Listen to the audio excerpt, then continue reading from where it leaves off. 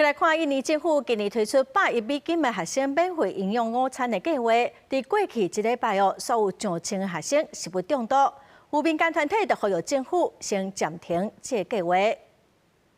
真侪学生规个人懒懒倒伫咧临时改制紧急救护中心的学校体育馆内面，医疗人员一个检查。这个学生是8日伫亚加达西边150公里的一个村，因为发生食物中毒被送来吃。 学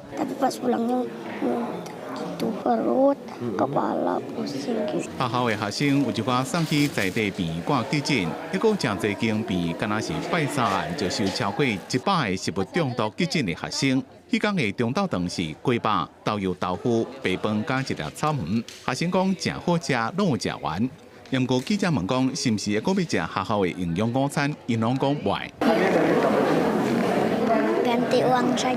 其实顶礼拜伫咧西爪哇一个中苏拉威市省，就已经有800位学生食物中毒。伫免费营养午餐规模扩大，真侪灶卡负责用餐的学生人数已经超过实际当负担的量，而且灶卡的所在离学校拢真远，为着要当准时用餐，灶卡就要真早就开始煮，有的菜甚至是前一暗就串好啊。印尼的天气过热，这物件若菜伤久会变质歹去。 印尼国家营养署讲，顶礼拜西爪哇食物中毒案件，就敢若是中央厨房无照标准作业就停做。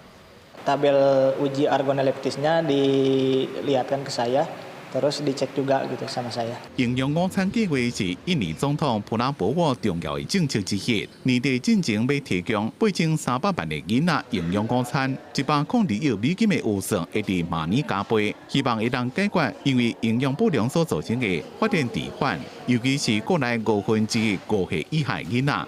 印尼本地智库教育监督网络发现。 自今年1月计划开始实施，全国有至少6452个囡仔食物中毒，所以非政府组织希望政府先停办。